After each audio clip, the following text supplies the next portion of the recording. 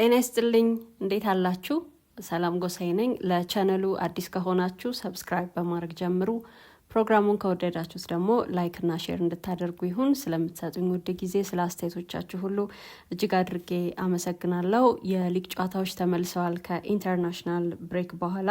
ያው ኮምፒቲቲቭ ውድድሮች ነው የበለጠ የሚናፈቁት ከሀገራት ጨዋታዎች ይልቅና የእንግሊዝ ፕሪሚየር ሊግ ሲመለስ ዛሬ በምሳ ሰዓት ጨዋታውን ያደረገው ቼልሲ ነበረ። ከተጠባቂ ጨዋታዎች መካከል በርንሊ ቼልሲን ያስተናገደበት ጨዋታ ሲጠበቅ ቆይቷል። ቼልሲ 2-0 በሆነ ውጤት አሸንፏል። ከሜዳው ውጪ ከኢንተርናሽናል ብሬክ መልስ ነው። ረጃጅም ጉዞዎችን የሚያደርጉ ተጫዋቾችም አሉ። አርሊ ኪኮፍ ነው በዛ ላይ እና ብዙዎች እንግዲህ ባይሆን ይመርጣሉ። በተለይ በክለቦቻቸው ያሉ ተጫዋቾች ረጅም ርቀት የሚጓዙ ከሆነ ወደ ደቡብ አሜሪካ ሀገራት አካባቢ እንደዛ ያሉ ከሆኑ ደግሞ ጨዋታው በዚህ ሰዓት ባይደረግ ይመርጣሉ። እንደው እሁድም ቢሆን የተሻለ ነው ለነሱ። ግን እንደዛም ሆኖ ቼልሲ ዛሬ ጨዋታውን አድርጎ አሸንፏል። ከተርፍ ሞር በጣም ወሳኝ 3 ነጥቦችን ይዞ ተመልሷል። ደግሞ ክሊንሺትም ጠብቋል። ጎል ማስቆጠር እና ማሸነፍ ብቻ ሳይሆን ጎል ሳይቆጠርበትም ነው የወጣው። ይሄ ቡድን ፔድሮ ኔቶ እና ኤንዞ ፈርናንዴዝ ናቸው ጎሎችን ያስቆጠሩት። ለፔድሮ ኔቶ እንግዲህ በሲዝኑ 4ኛ ጎሉ ላይ የደረሰበትም ጨዋታ ነው። ቼልሲ በጨዋታው በቋሚነት የተጠቀማቸው ተጫዋቾች ሮበርት ሳንቼዝ ያው በግብ ጠባቂነት ይሄ ግልጽ ነው፣ አጠያቂ አይደለም። ማርክ ኩኩሪያ፣ ትሬቮ ቻሎባ፣ ቶሲን አደራቢዮዮ ጨዋታ ጀምሯል። ሪስ ጄምስ እንደዚሁ በተከላካይ መስመር ነበሩ። አንድሬ ሳንቶስ፣ ኤንዞ ፈርናንዴስ፣ ጄሚ ጊትንስ፣ ጆዋው ፔድሮ ኔቶ እና ሊየም ዴላፕን ይዞ ነው ይሄ ቡድን ጨዋታ የጀመረው። ባዲያ ሺል እና ማርክ ጊው እንዲሁ ደግሞ ማሎ ጉስቶን ቀይሮ ያስገባበትም አጋጣሚ እንደነበር ተመልክተናል በዚህ ጨዋታ እና በዚህ ላይን አፕ ነው የጀመረው ጨዋታውን። ቼልሲ እንግዲህ በቻምፒየንስ ሊግ ከባርሴሎና ጋር ከሚያደርገው ጨዋታ አስቀድሞ ሞይሴስ ካይሴዶ እረፍት አድርጓል። ከዛ በኋላ ደግሞ እንደዚሁ ከአርሰናል ጋር የሚጫወታል እና እረፍት በጣም አስፈላጊ ነበረ ለዚህ ተጫዋች። በእርግጥ ተጫዋቾችን ማሳረፍ ቁማር ይመስላል። በተለይ ደግሞ በዛሬውም ጨዋታ በርንሊ ጨዋታውን ሲጀምር በጣም በጥሩ መንገድ ነበር የጀመረው እና ቼልሲ በፔድሮ ኔቶ ጎል መሪነት ካገኘ በኋላ ግን ያው ጨዋታውን ወደ መቆጣጠር መጥቷል እንጂ ከዛ አስቀድሞ አጀማመሩ ካይሴዶ ያስፈልገው ይሆን እንዴ የተባለ ይመስል ነበረ። በዚህ ጨዋታ ላይ ጨዋታውን ማስተዳደር ላይ ትኩረት አድርጎም ነበር ቼልሲ ከዛ በኋላ ጎሉን ካገኘ በኋላ እና ያው 2ኛ ደረጃ ላይ እንዲቀመጥ ሆኗል። እንግዲህ ጨዋታውን አድርጎ እንዳጠናቀቀ አርሊ ኪኮፍ ነበር እና ከሱ በኋላ የሚደረጉ ጨዋታዎችን መጠበቅ ነበረበት እና 2ኛ ደረጃ ላይ የተቀመጠው በጊዜያዊነት እንደነበር ማንሳት ይቻላል። ነገር ግን ማንቸስተር ሲቲም ጨዋታውን አድርጎ በኒውካስል ተሸንፏል። ስለዚህ ቼልሲ በ23 ነጥቦች ከመሪው አርሰናል ጨዋታውን እስከሚያደርግ ድረስ በ3 ነጥቦች ብቻ አንሶ 2ኛ ደረጃ ላይ መቀመጡን አረጋግጧል አሁን እና በጣም ጥሩ የሚባል የደረጃ አያያዝ ነው ያለው። አሁን 2ኛ ደረጃ ላይ ሲቀመጥ በጊዜያዊነት ሳይሆን ያው ከሱ በኋላ የሚመጡ ጨዋታዎችንም ተመልክቶ እንደሆነ ማንሳት ይቻላል። ግን ደግሞ የነገውን ውጤት የሚጠብቀው ነጥቡ ወደ 6 ወይ ወደ 4 ወይም ደግሞ እንደዚሁ 3 ሆኖ ይቀጥል እንደሆነ ለማየት ካልሆነ በስተቀር 2ኛ ደረጃ ላይ ተቀምጧል ከ12 ጨዋታዎች በኋላ እና ለቼልሲ በጣም ጥሩ አጀማመር ነው። ቼልሲ እንግዲህ ይሄንን ጨዋታ ድል አድርጓል። በዚህ ጨዋታ ለኤንሶ ማሬስካ 50ኛ የፕሪሚየር ሊግ ጨዋታቸው ነው።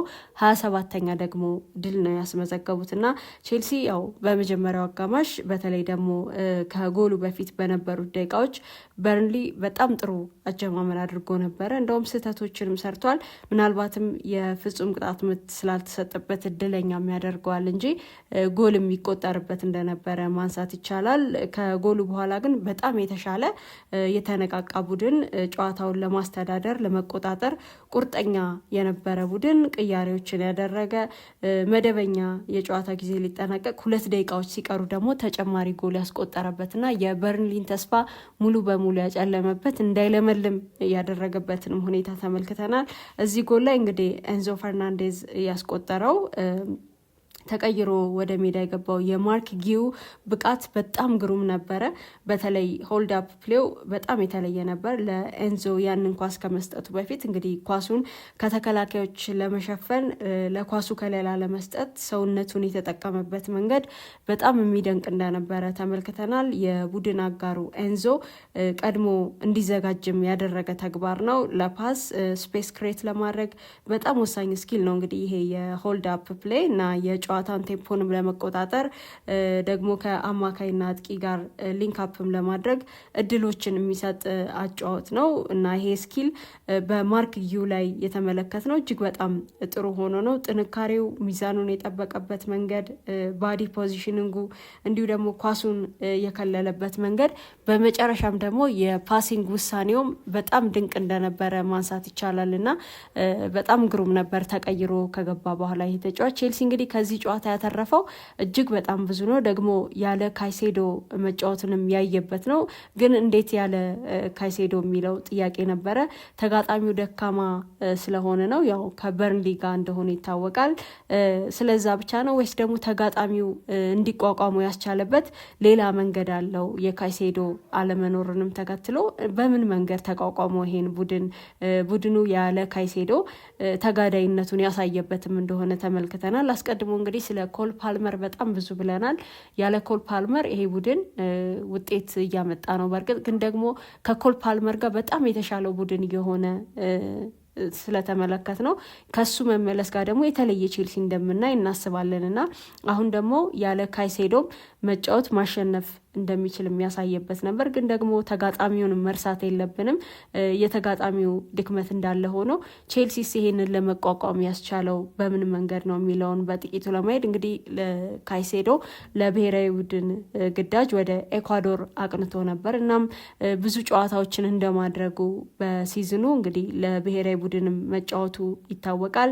ረጅም ርቀትም ይጓዛል። ይሄ ጄትላግ ነው ከምንም በላይ ድካማቸውን ደግሞ የሚጨምረውና ቡድኑ ከረፍት እንግዲህ ከኢንተርናሽናል ብሬክ በኋላ በነበረ ጨዋታ አልተጠቀመውም ይሄንን ተጫዋች እና በረፍት ቢቀበለው በጣም አሳማኝ ምክንያት አለው ይሄንን ተጫዋች። ነገር ግን የሮሚዮ ላቪያና ዳሪዮ ኤሱጉ ጉዳት ላይ መሆናቸው ደግሞ ለኤንሶ ማሬስካ ሌላ መፍትሄ እንዲፈልጉ ማስገድዷቸዋል እና ይበልጥ ደግሞ በአታኪንግ ሚና ከኤንዞ ፈርናንዴስ ጋር ይፈራረቅ የነበረው አንድሬ ሳንቶስ የካይሴዶን የሆልዲንግ ሚድፊልድ ግዳጅ ሲወጣ ተመልክተነዋል። በሆልዲንግ ሚድፊልድ ተግባር ተረኛ ተጫዋች የነበረው አንድሬ ሳንቶስ ነው። ከተከላካይ ፊት ያለን ቦታ መከላከል፣ በአጫጭር ፓስ እንዲሁ ማጥቃቶችን ማስጀመር፣ የጨዋታን ቴምፖ መቆጣጠር፣ አስተማማኝ የፓሲንግ አማራጭ መሆኑን ጨምሮ ተከላካዩንና ደግሞ አጥቂውን ሊንክ ማድረግም ያለማቋረጥ ይህንን መፈጸም ይጠይቃል። እዛ ቦታ ላይ መገኘት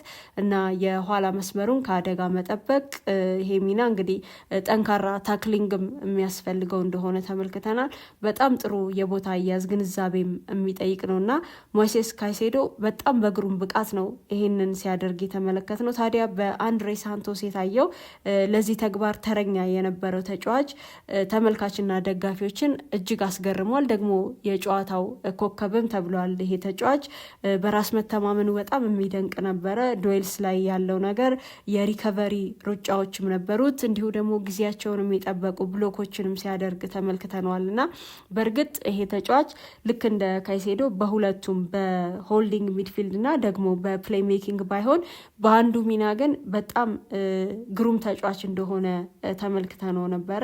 በሆልዲንግ ሚድፊልድ ቦታ ላይ ያው ፕሌይ ሜኪንግ ላይ ጥያቄ እንዳለበት ከዚህ ቀደም በነበሩ ጨዋታዎችም ተመልክተናልና ይሄ ተጫዋች በጣም በልዩ ብቃት ነበር ዛሬ የተጫወተው። የጨዋታው ኮከብም ሆኖ እንዳጠናቀቀ ተመልክተናል እና ቼልሲ ግን የሚመራበት በራሱ ስህተት የሚቀጣበት የሆነ አንድ ኢንሲደንት ተፈጥሮ ነበር አይደለ? ይሄ የፔናልቲ ጉዳይ ሳንቼዝ እና ቻሎባ የነበሩት ነው። ይሄ ነገር ያው ሳንቼዝ ኳሱን ለማስጀመር ወደ ቻሎባ ይሰጠዋል። ቻሎባ እንግዲህ ኳሱን በእጁ ነክቶታል እዛ ሳጥን ውስጥ እና ገና ኳሱ አልተጀመረም ማለት ነው በቻሎባ። ሳንቼዝ ደግሞ ኳሱን አቀብሎ ቶሎ ወደሚቆምበት ቦታ ነበር ሄደውና ኳሱ እንደተጀመረ ያሰበው ሳንቼዝ አለ።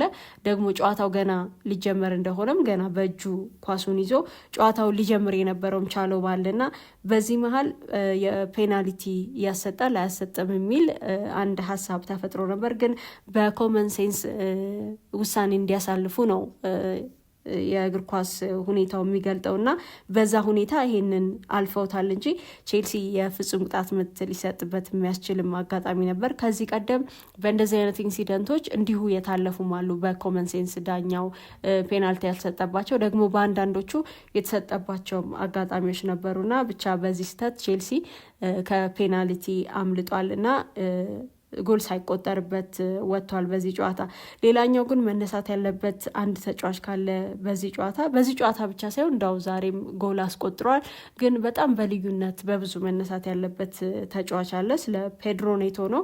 ይሄ ተጫዋች ዝቅተኛ ደረጃ ተሰጥቶታል ወይ ቸል ተብሏል የሚሉ ሀሳቦች እየተነሱ ነው። በዚህ የውድድር ዘመን በቼልሲ እንግዲህ ያለማቋረጥ በተከታታይ በጣም ጥሩ ፎርም ላይ ያለ ተጫዋች የመስመር ተጫዋች ካለ ዊንግ ላይ እንግዲህ በግራ ጊትንስና አሌሃንድሮ ጋርናቾ የሚፎካከሩበት ነው።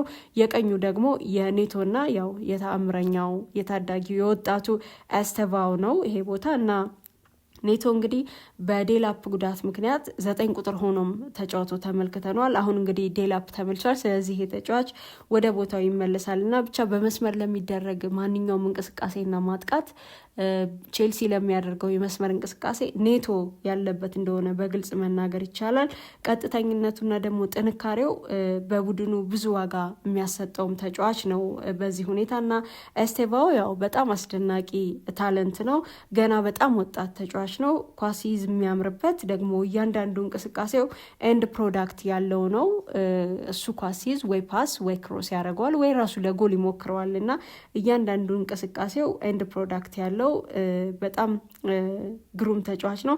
ስለሱ እንግዲህ በጣም ብዙ ቢባል አያስገርም ይሆናል ስለዚህ ተጫዋች። ነገር ግን የፔድሮ ኔቶ ጉዳይ ቸል መባል እንደሌለበትም አያይዘን ማንሳት አለብን። እዚህ ጋር እንግዲህ ኤስቴቫኦ እዚህ መስመር ላይ እሱ እንዲተጋ ወይም ደግሞ የበለጠ ጎልቶ እንዲታይ የኔቶ አስተዋጽኦ ምንድን ነው ከተባለ እንግዲህ እዛ ቦታ ላይ ለረጅም ደቂቃዎች ለ1 ሰዓት ማለት ይቻላል ተከላካዮችን የሚያዳክመው ወይም የሚያዝለው ፔድሮ ኔቶ ነው። እሱ ያዛላቸውን ያደከማቸውን ተከላካዮች ነው ደግሞ ተቀይሮ ገብቶ ከተጠባባቂ ወንበር ተነስቶ እነዛን ደግሞ በተራው የሚገጥመውና ለኤስቴቫኦ በራሱ ጥሩ ድካም የቀነሰለት ተጫዋች ነው ማለት ይቻላል። ከዛም ባለፈ ደግሞ ጎልም የሚያስቆጥር ተጫዋች ነው።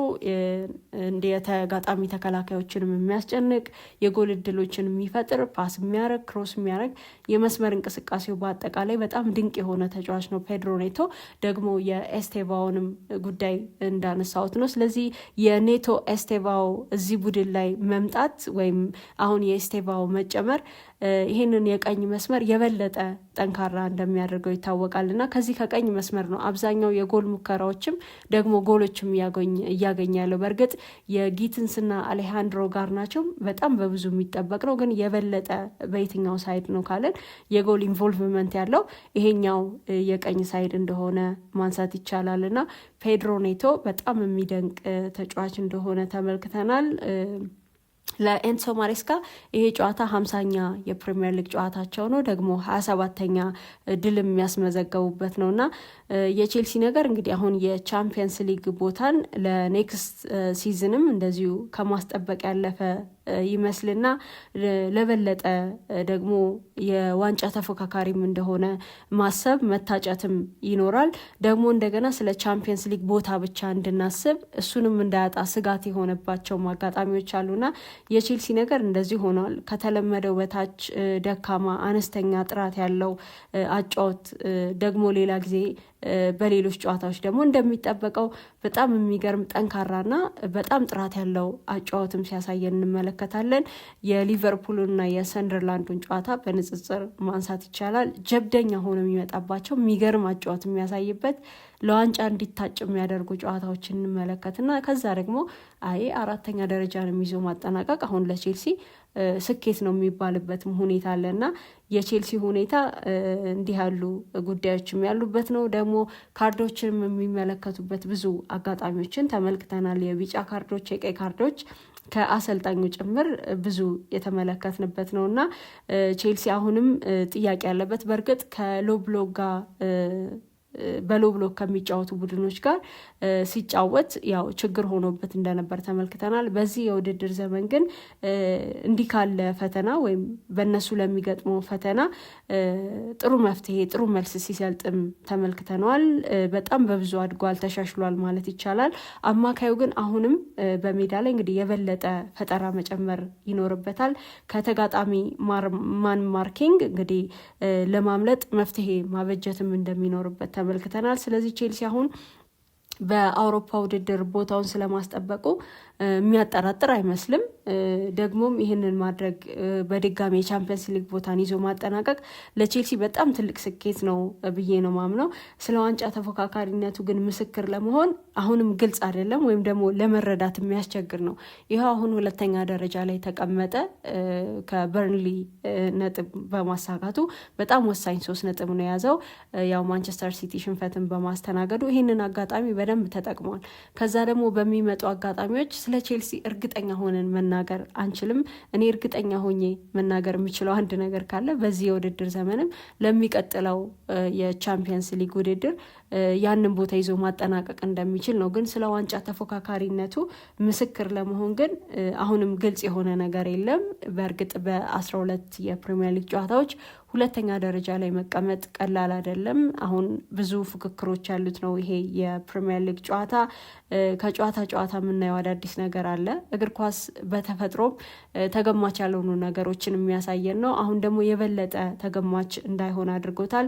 የተጠናቀቀው የውድድር ዘመን ቻምፒየን ሊቨርፑል ምን አይነት ችግር ውስጥ እንዳለ እየተመለከትን ነው። ማንቸስተር ሲቲ ካለፉት የውድድር ዘመናት ድክመቱ ቀና እያለ ሲመስል ደግሞ እንደዚህ በኒውካስል እና በሌሎች ቡድኖች ትንሽ ወረዴ ማለት ነገር እንመለከትበታለን።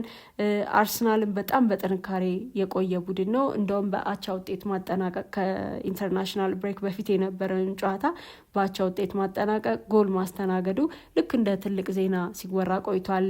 ረጅም ጊዜ በጥንካሬ ስለቆየና አሁን ደግሞ ነጥቡ በእርግጥ አንድ ጨዋታ አለው፣ እሱ ግን የ3 ነጥቦች ብቻ ልዩነት ሆኗል ከቼልሲ ጋርና እንዲህ ያለውን ነገር ስንመለከት የውድድር ዘመኑ ከምን ጊዜውም በላይ ተገማች እንዳይሆን የሚያደርገው ነው። ስለ ቼልሲ ግን መናገር የምንችለው አንድ ነገር አሁንም በጥንካሬው ይህንን የቻምፒየንስ ሊግ ቦታ እንደማያጣ ግን ደግሞ የዋንጫ ተፎካካሪ ስለመሆኑ በእርግጠኝነት መናገር እንችላለን ወይ? እናንተስ ምን ትላላችሁ? በአስተያየት መስጫው ሳጥን ውስጥ ያንን አስቀምጡልኝ፣ እመለከተዋለሁ። ለቻናሉ አዲስ ከሆናችሁ ሰብስክራይብ ማድረግ እንዳትረሱ። ፕሮግራሙን ከወደዳችሁት ደግሞ ላይክ እና ሼር እንድታደርጉ